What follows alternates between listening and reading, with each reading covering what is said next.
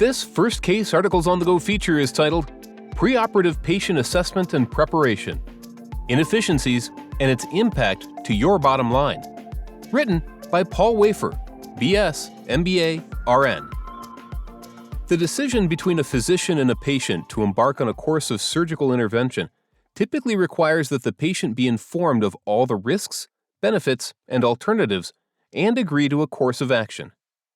The next step in the process after this careful decision is made requires selecting a hospital or surgery center where the procedure will be performed. Every step in the process, from the scheduling of the operation until the patient is admitted into the operating room, has potential for inefficiency, unnecessary costs, and errors.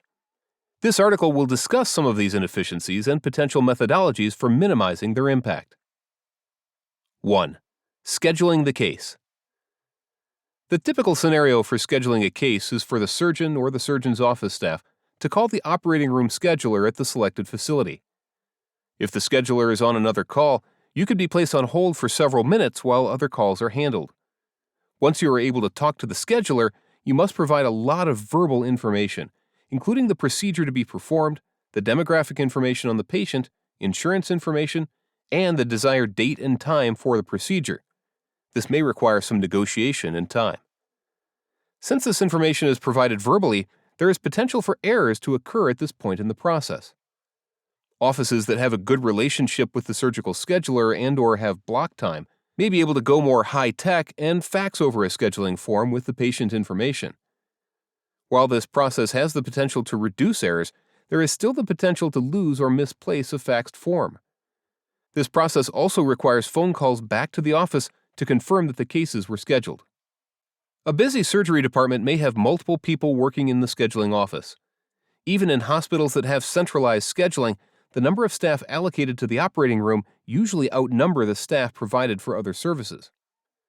Modern OR information systems have the capability to allow surgeons' offices to view the available times on the schedule remotely and to enter a request online. This allows the scheduler to then just review the information and to accept and confirm the case electronically without any phone calls.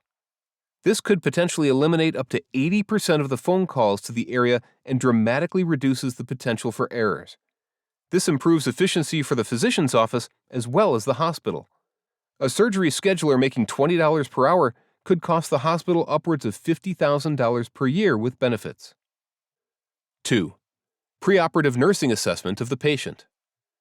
Many hospitals have nursing staff dedicated to collecting data, i.e., the patient's social and medical history, current medications, etc., and assessing patients prior to the day of surgery.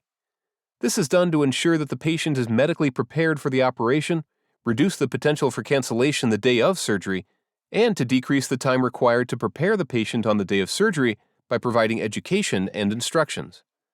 Typically, this is done by one of two scenarios. The first scenario is for the patient to come to the facility and meet face-to-face with the nurse and then to draw blood, perform an EKG, and escort to radiology if tests are ordered. Some hospitals will establish this appointment when the surgery is scheduled, some will call the patient later to schedule, and some will allow the patient to drop in first come, first served. The last two methods provide for varying degrees of inefficiency for the hospital and/or the patient. The second scenario is for the patient to be interviewed by the nurse over the phone, collecting as much of the information as possible and performing any required lab work and tests along with a physical assessment the day of surgery. In both scenarios, the time taken by the nurse to take the history, provide the education, and complete the paperwork may require 30 minutes or longer. This process can be lengthened further if the patient does not have any orders, requiring a phone call to the physician's office, if the patient has language barriers, or if the patient is elderly and frail. If you add the time it takes to find the test results from outside labs and clinics and to track down consents, history, and physicals, etc., it can take up to 1 hour per patient. This means that the typical RN can only assess 8 to 12 patients per day. This means that the typical hospital that is performing 30 cases per day may have 3 or more nurses working in the preoperative assessment department. A nurse making $32 per hour may have an annual cost of $85,000 per year with benefits, so the salary cost for this department totals over $250,000 annually. Modern technology also has a solution to this problem. The low-tech solution is to develop a form for the patient that is given to the patient at the surgeon's office with all of the screening questions. Have the patient fill out the information and fax it to a dedicated fax line to the pre-admission area. This alone could save 20 minutes per patient and provide you with more timely and accurate information. The high-tech solution is to provide a patient portal through the internet where the patient can answer all of the questions.